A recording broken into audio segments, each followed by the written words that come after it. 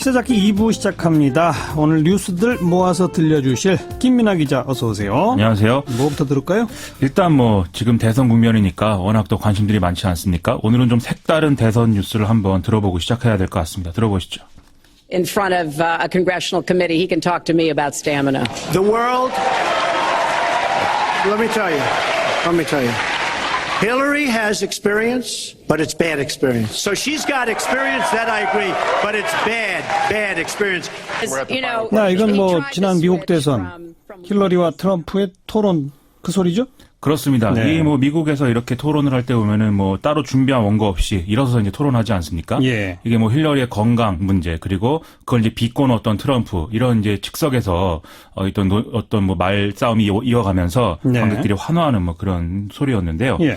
중앙선거방송토론위원회가 이번 대선에서 시간 총량제 자유토론 및 스탠딩 토론 방식 이걸 도입한다고 하고 기조연설이나 이런 거는 이제 생략하는 방안을 확정했다. 이 뉴스가 네. 있어서 한번 준비해 본 것입니다. 이번에 처음으로 도입되는 거네요. 이건 스탠딩 토론이. 그렇습니다. 예. 그동안은 캠프 차원이 아니라 후보 본인이 가진 철학, 생각 이런 거를 지금까지의 토론 방식으로 좀 알 수가 없는 거 아니냐 이런 지적들이 좀 있었던 게 사실이거든요. 네, 네. 정 교수님이 잘 아시겠지만은 그래서 이런 방법으로 좀 극복해 보겠다 이런 문제의식이 담긴 걸로 그렇게 받아들여지고 있습니다. 우리도 미국처럼 한다 그건가요?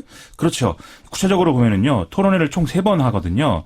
근데 1차 정치, 2차가 경제, 3차가 사회 이렇게 나누어져 있는데 네. 1차 정치 분야하고 3차 사회 분야 두 번에 대해서는 말씀하신 대로 미국에서 하는 것처럼 주어진 발언 시간의 총량 내에서 사회자 질문에 답변하고 자유롭게 토론하는 이런 방식을 이제 도입한다는 겁니다. 예. 이제 서서 몸짓을 한다거나 이런 것도 지금까지는 못 보던 그런 모습인데 이런 것도 허용이 된다고 하고요.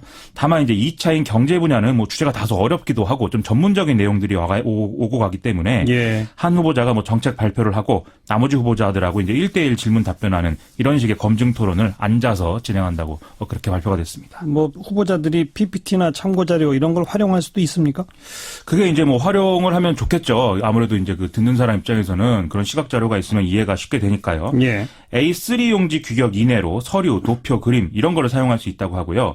하지만 휴대전화, 노트북, 태블릿 PC 등은 사용하지 못하게 한다고 합니다. 예. 이거는 이제 제 생각인데 지난 대선에서 박근혜 전 대통령이 한쪽이 좀 투명하게 되어 있는 가방에 태블릿 PC를 넣고 컨닝했다.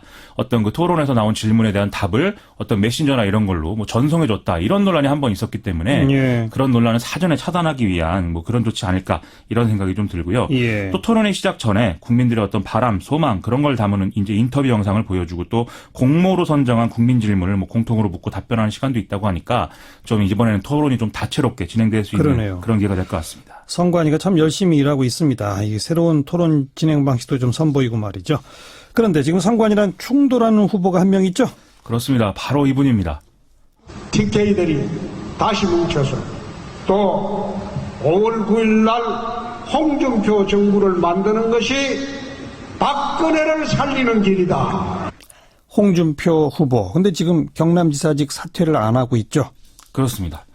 지난 4일에 부산 선대위 발대식에 가서 이렇게 얘기를 한 건데 예. 이게 현직 경남지사기 때문에 선거운동하면 안 되는 그런 입장이거든요. 예. 지금까지는 이제 당내 경선에 출마한 후보로서 선거운동이 가능했는데 경선이 끝났기 때문에 이제는 본선 예비 후보로 등록해서 선거운동을 해야 됩니다. 예. 근데 이제 경남지사직을 사퇴를 안 하고 있기 때문에 대선 후보로도 등록을 못 하고 있는 거죠. 그러니까 그런 상황입니다. 지사직 사퇴를 자꾸 늦추는 게 경남도지사 보궐선거를 안 하겠다 이런 거 아니에요? 그렇죠. 지금 얘기하는 건 이제 4월 9일 밤에 사퇴하겠다 이런 식의 얘기를 하고 있는데 이게 다 이제 보도가 많이 돼서 다 아실 겁니다.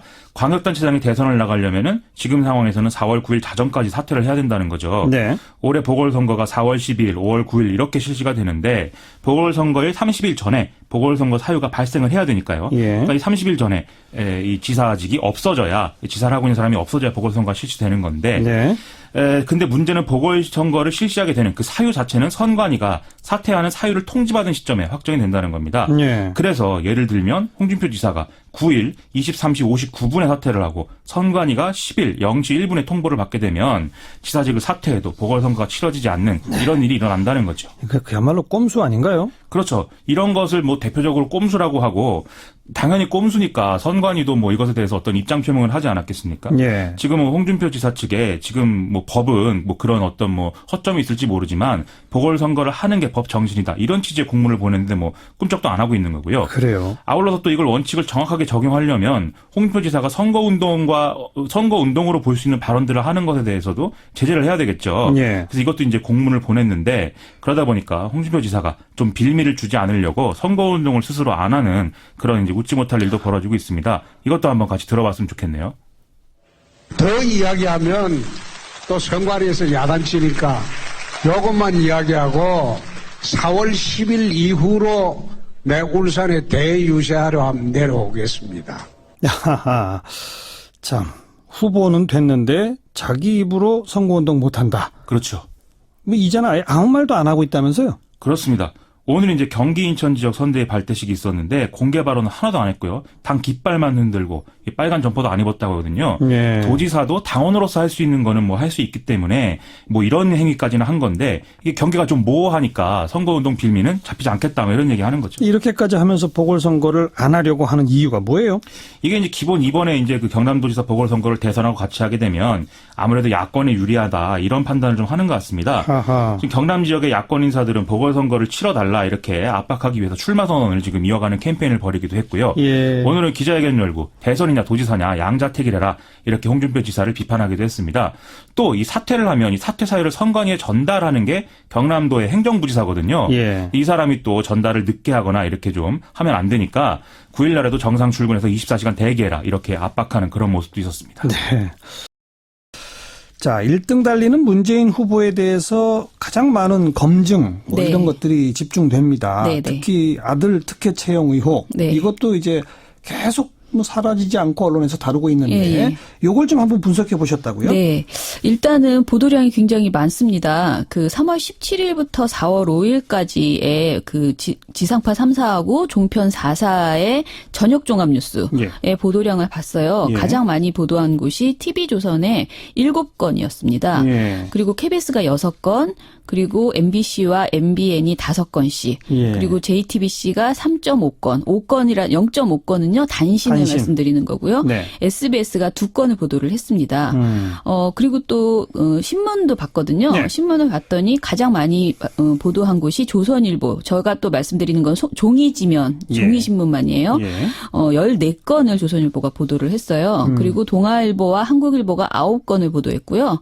그리고 중앙일보와 한겨레가 각각 4건씩 보도를 했습니다. 네. 그런데 이렇게 저녁 종합 뉴스나 종이신문에 게재된 것에 비해서 인터넷 언론이나 포털에서 유통되는 기사량은 훨씬 더 많은 것 같아요. 더 많아요? 예.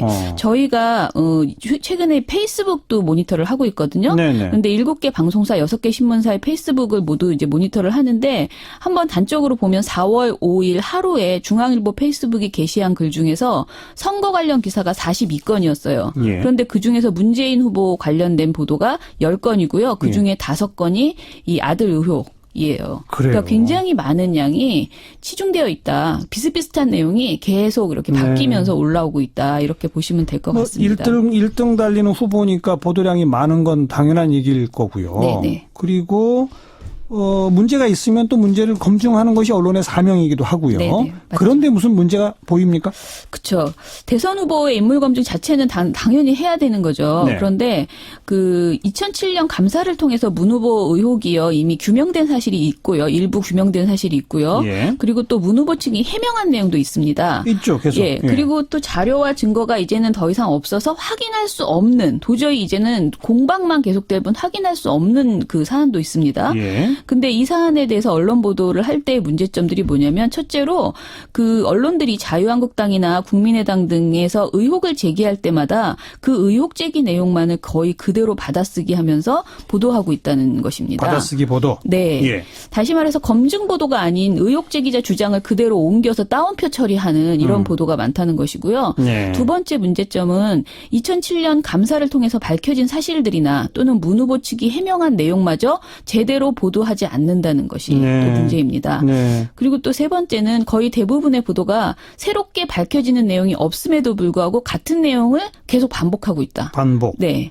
그러니까 이것은 한마디로 그 하나의 프레임으로 만들기 위해서 의혹을 계속 부풀리는 것 아니냐 이런 의혹을 받을 수밖에 없는 예. 그런 점이고요. 예. 마지막으로 유독 문 후보에만 집착해서 다른 주자들에 대한 의혹이나 비판은 너무 적다라는 것도 문제로 지적이 됩니다. 그 지적하신 문제 이제 하나하나를 좀 구체적으로 증거를 좀 보자고요. 네, 첫 번째, 의혹 제기자들의 목소리를 그대로 다운표쳐서 받아쓰기 한다. 네. 이건 사실 그냥 공격하는 건데 예. 그건 어떻게 볼까요? 이게 모든 그 방송사들의 공통적인 문제였거든요. 네. 그런데 이제 사례를 들기 위해서 제가 그냥 KBS 사례를 들어볼게요. 네. KBS는 21일 자유한국당 정우택 원내대표의 의혹 제기를 받았은 보도를 시작으로 총 4건을 보도를 했습니다. 네. 그런데 꾸준히 국민의당과 자유한국당의 주장을 받아쓰는 보도였어요. 그 가운데 2010년 감사는 문준용 씨 채용과 관련이 없다. 기한이 지나 채용 서류를 제출했다는 주장이 2건에서 반복이 됐습니다. 그러니까 예. 같은 내용이 2번 반복됐고요. 예. 문재인 후보가 의혹을 해명하라. 제2의 정유라 사건이라는 국민의당과 자유한국당의 비판도 계속 기사 속에서 반복이 되고 있습니다. 예. 그리고 3월 27일에는 자유한국당이 특혜 현수라는 주장을 추가하고 4월 5일에는 필체 조작 의혹을 제기했을 때 관련 내용을 추가했을 뿐 기본적으로 계속 같은 내용이 반복적으로 보도되고 있고요. 예. 이런 경향은 SBS와 JTBC를 제외한 5개 방송사 보도의 공통적인 보도 경향입니다. 예. 이처럼 비슷비슷한 내용을 계속 보도하면서 받아쓰기만 하고 있는 것은 문제가 된다 이렇게 생각하는 거고요. 네. 최소한 이미 규명된 사실관계는 밝혀줘야 하고 특히 문 후보 측에서 반론이나 해명을 했으면 이것을 반드시 언급해줘야지. 그렇죠. 합리적인 보도인데요. 양쪽 균형이라도 맞춰야죠. 네네. 예. 이런 부분이 최근 굉장히 부족하다라고 생각이 들고요. 예. 그나마 이제 SBS와 JTBC에서 팩트체크나 이런 그러니까 팩트체크 형태의 기사를 통해서 네. 조금 더 깊이 있게 들어가는 검증 보도가 나오고 있기는 합니다. 네. 그런 팩트체크 검증 보도에서는 문 후보 측의 해명은 어디서 어디까지 나왔고 네네. 그중에 뭐는 입증이 됐고 그렇죠. 이런 식으로 따져 들어가는 거 아니겠습니까? 그런데 예. 나머지 방송에서는 예. 이미 밝혀진 사안이나 네. 아니면 문 후보 측의 해명 이건 아예 보도도 안 한다. 그렇죠. 아예? 제 이런 사례 또 하나 들어보고 싶은데요. 예. MBC 같은 경우에 문 후보 측 반론을 싫지 않고 의혹만을 이렇게 이미 밝혀진 내용조차도 말하지 않으면서 의혹만을 쭉 나열하는 보도를 한 적이 있습니다. 예. 채용부터 휴직까지 꼬리 무는 의혹들이라는 3일자 보도였는데요. 3월 17일부터 자유한국당에서 제기된 주장을 하필이면 민주당 경선이 끝나서 문재인 후보가 선출된 날, 이 3월 17일 날 일목요연하게 정리해서 보도를 했던 것입니다. 그런데 이 보도 안에서는 확인된 사실관계와 문재인 후보 측 해명은 단 한마디도 달아주지 않았고요. 아하. 시청자가 보기에 의혹이 사실인 것처럼 느낄 수밖에 없는 그런 보도였어요. 그리고 MBC가 나열한 의혹 중 3가지는 이미 노동부 감사를 통해서 특혜가 아닌 것으로 판명된 내용이었고요. 2가지는 문 후보 측 해명이 나왔는데 이 해명을 실어주지 않았습니다. 네. 네. 보통 언론에서 가장 기본 원칙 중에 하나가 반론권이라고 하는 네네. 거잖아요. 네. 최소한 짧게라도 네. 공격받는 쪽의 반론권은 보장이 되어야 하는데 MBC는 아예 뺐다. 예, 이 보도가 그랬습니다. 문재인 후보 말고 다른 후보에 대한 의혹 보도는 어때요? 지금 사실 문재인 후보가 유력주자라서 검증이 필수적인 것은 맞는데요. 그렇다면은 유력주가 다른 분들에 대한 것도 분명히 나와줘야 되는데 현재까지는 거의 그렇지 않습니다. 예. 제가 모니터한 것은 사실 3월 17일부터 4월 5일까지거든요. 예. 그래서 어제 거는 빠져 있는데요. 그것에서만 한번 통계를 내보면요. 신현희 강남구청장의 가짜뉴스 유포 있잖아요. 네네. 이것도 굉장히 중요한 내용인데 이 관련된 내용이 KBS, MBC, TV조선, 채널A, MBN 모두 한 건도 보도하지 않았습니다. 아니 아예 보도가 없다고요? 네네. 보도가 없습니다. 이야, 전역공항 이건 좀 심각한데요? 그렇죠. JTBC는 9건을 보도했고요. SBS가 1건을 보도했는데 예. 전혀 보도하지 않았습니다. 예. 그리고 홍준표 자유한국당 후보가 문재인 후보가 세월호를 운영한 세모의 파산 관제인이므로 유병헌을 도운 것이고 세월호 참사에 책임이 있다고 주장했다가 사실이 아닌 것으로 밝혀져서 비판을 받은 적이 있습니다. 그래서 사과까지 했잖아요. 네네. 예. 이 내용은 JTBC에서만 보도했고 일체 보도하지 않았습니다. 나머지는 아예 보도 제로. 네네. 예. 그리고 국민의당 안철수 후보의 부인이 그 서울대 교수 채용 과정에서 특혜가 있는 것 아니냐는 의혹이 있었는데요. 예. 이 관련된 보도도 SBS에서만 한 건 보도를 했습니다. 네. 그리고 국민의당 경선 과정에서 불법 동원 의혹이 있다는 찹대기 뭐 이런 거. 예, 예. 그런 게 있었는데 이것은 TV조선과 채널A만 한 건씩 보도하고 타사는 일절 보도하지 않았습니다. 신문 보도는 어때요? 신문 보도도 사실 아까 말씀드린 그 4가지 문제점을 똑같이 가지고 있습니다. 똑같이. 예, 똑같은데요. 신문이다 보니까 조금 다른 것은요. 신문 언론답게 그 기존 의혹을 말하면서 해명하라고 압박하는 사설이나 칼럼이 많다는 것입니다. 사설 칼럼. 네. 그러니까 사실 보도는 거의 비슷한 경향을 보이지만 조금 더 강한 주장을 하는 거죠. 문제는 이미 여러 번 해명을 했는데도 계속 문제 제기를 하고 해명하라고 계속 요구하는 이런 주장을 반복적으로 쏟아내는 거예요. 네. 제목만 제가 한번 읽어볼게요. 동아일보 사설이 제목이 33일 남은 대선 후보 검증 끝장 토론 해볼 만하다. 그리고 또 다른 칼럼은요. 검증은 양념이 될 수 없다. 또 사설은 야 경선 네거티브 자제하되 검증은 더 철저히. 또 다른 사설은 제1야당 대선 후보 문재인 오늘부터 변화하라. 뭐 이런 식으로 동아일보는 계속 뭔가 더 다른 해명을 하라고 요구합니다. 예. 중앙일보 같은 경우에도 사설 제목이 문재인 꼬리 무는 의혹들 덮고만 갈 것인가. 조선일보 사설은 문 전 대표 아들 문제 대체 뭔가. 예. 또 두 번째 도전 문 과거 머물며 편가르면 또 실패할 것. 그리고 검증 회피하려는 대선 주자는 후보 자격 없다. 예. 이런 식으로 계속 뭔가 또 다른 해명을 요구하는 이런 지적이 있습니다. 예. 사실 이거는 조중동만의 문제는 아니고요. 한겨레나 경향도 비슷한 주장을 계속 하고 있습니다. 예. 다만 한겨레는 조중동에 비해서요. 문재인 후보 측이 억울할 수 있는 사안이라는 것은 인정을 하면서 비교적 신중한 태도를 보이는 이런 보도를 하고 있습니다. 네. 예. 선거에서 이 정치인들의 뭐 음모론, 흑색 선전, 네거티브 공세 뭐 항상 있는 일인데 예. 뭐 대선 주자 검증 명목으로 사실은 검증이라고 할 수 없는 그런 받아쓰기 보도 이건 문제다 이거잖아요. 예. 이걸 다루는 방송법상의 무슨 규정 같은 건 없습니까? 예, 선거 방송에 관한 특별 규정이 있는데요. 여기에 객관성 조항이 있는데 예. 방송은 선거에 쟁점이 된 사안에 대해서 여러 종류의 상이한 관점이나 견해를 객관적으로 다루어야 한다. 이 객관적이라는 것은 사실인 것만 보도하라는 것이죠. 예. 그리고 사실 보도 조항이 있는데요. 방송은 선거 방송에서 유권자의 판단에 영향을 미칠 수 있는 중요한 사실을 과장, 부각 또는 축소, 은폐하는 등으로 왜곡해서 방송에서는 아니 된다라고 되어 있습니다. 예. 그런데 이제 방송사마다 그 선거보도 준칙이 또 따로 있거든요. 근데 KBS 선거보도 준칙을 보면 대표적인 준칙이어서 제가 KBS 거를 인용하는데요. 예. 경력, 학력, 재산, 병역, 정가 등 후보자의 공직 적격성과 자질 검증에 관한 사항을 보도할 경우 확인된 사실을 기초로 해야 되고, 그리고 사실관계 여부를 확인하기 어려운 폭로성 주장이나 단순한 인신공격성 비방 또는 명예훼손이 확실시 되는 경우에는 보도하지 않는다. 예. 이렇게 조항이 되어 있습니다. 예. 그래서 지금 현재 방송사들의 문재인 아들 특혜 채용 의혹 보도는 폭로성 주장에 가깝다라는 주장을 KBS 노조에서도 했습니다. 그래요? 예, KBS 전국언론노조 KBS 본부가 성명을 냈는데요. 여기서 뭐라고 그랬냐면 이번 문재인 아들 채용 의혹은 지난 2012년 대선 당시 KBS에서 만든 대선 후보 진실 검증단이 심층 취재를 하고 확인까지 거친 사안이다. 그런데 당시 했다는 거예요. KBS 보도국이 스스로 만든 대선 후보 진실 검증단. 네네. 2012년에. 거기서 취재를 했었다. 네네. 예. 그런데 그 당시 검증단의 심층 취재에도 부정이 있었다는 뚜렷한 증거나 자료를 찾지 못했다. 5년이 지난 지금 정치인 반대 세력이 다시 문제를 제기한다고 해서 KBS가 의혹 제기를 계속 재탕해서 받아쓰는 것은 의도적인 그 특정 후보 죽이기다. 이렇게 지적을 했습니다. 예. 저는 방송사들이 현재 보도하고 있는 의혹이 과연 사실에 부합하는지, 증거가 있는지, 의도적인 흑색 선전은 아닌지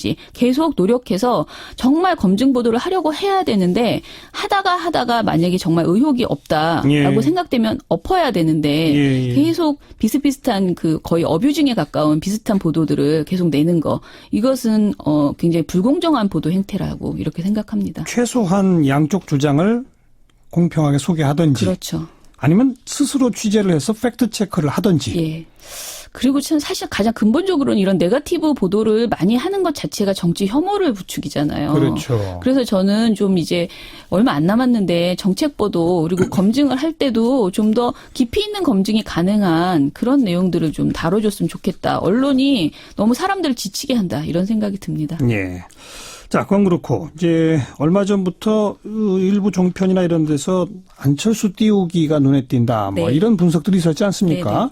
오자구도이면서 양강 여론조사들이 나오면 어떻습니까? 안철수 띄우기는 점점 더 세집니까? 어떻습니까, 지금? 지금 굉장히 뭐 말은 닭이 먼저냐 계란이 먼저냐 해서 안철수 후보 자체가 떠서 언론이 따라가는 것이다라는 말도 있고 반대로 그게 아니다. 이것은 언론이 어떻게 보면 이끌어가는 것이다. 안철수 네. 후보를 띄우고 있다라고 하는데 저희 대선 미디어 감시연대가 보기에는 언론이 안철수 후보를 띄우는 것은 사실이다라고 생각이 듭니다. 예. 그 근거는 일단은 안철수 후보가 그 경선 과정에서 뭐 승리하는 이런 부분을 굉장히 잘 긍정적으로 부각을 해줬고요. 그리고 지금 말씀하신 것처럼 양자구도를 계속 가상 양자구도를 만들어서 예. 문재인 후보 대 비문연대라는 두 개의 그림으로 계속 여론조사를 굳이 할 필요 없는 여론조사를 계속 부각해서 내고 있고요. 그리고 또 지금 그 비문연대를 사실상 많은 특히 이 보수 언론이라고 하는 신문들이 비문연대를 압박하는 그런 예. 이야기들을 칼럼들을 굉장히 많이 내놓고 있습니다. 심지어는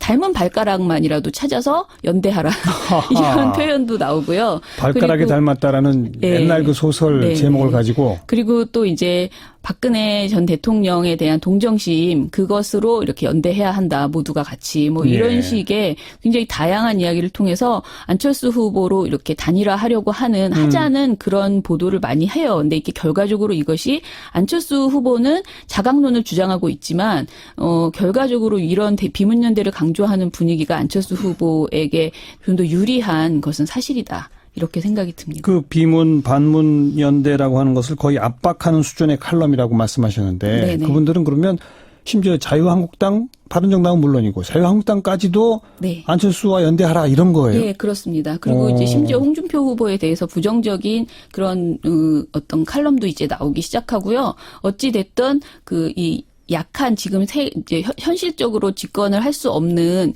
자유한국당과 바른정당의 후보는 연대를 해야 한다라는 식으로 주장하는 칼럼들이 많이 그러니까 나오고 가능성이 있습니다. 없으니까 자유한국당, 바른정당은 가만히 있고 네. 그나마 문재인을 안 되게 만들려면 안철수밖에 없다. 예. 이런 논리라는 거죠. 그렇죠. 근데 그런 논조를 펴는 언론들이 기존의 안철수 후보를 그렇게 칭찬하는 언론들이 아니잖아요. 그렇죠. 그러니까 굉장히 이변이죠. 어떻게 보면 굉장히 낯선 풍경입니다. 지금 예. 그 보수 언론이나 또 이제 종편에서 갑자기 안철수 후보를 굉장히 많이 띄우고 거의 특히 종편 같은 경우에는 안철수 후보의 그 홍보 영상 같은 그런 수준의 굉장히 재미난 예. 그런 영상들을 그 시사 토크쇼에서 계속 보여주고 있거든요. 예. 멋지게 각색해가지고 예. 그 목소리가 변했네, 뭐 어쩌네 저쩌네 해가지고 굉장히 흥미로운 영상들을 보여주는데 일단은 굉장히 호감을 주게 하는 그런 것들이 많이 나와서 아무튼 안철수 띄우기는 분명한 현상입니다. 아니 예. 그동안에 안철수 후보를 쭉 비판해 오던 그렇죠. 얼마나 많이 그런 올렸는지 모릅니다. 그런 거에 그냥. 대한 뭐 저 스스로의 어떤 뭐 사과라든 이런 것도 없이 그런 건 그냥 없습니다.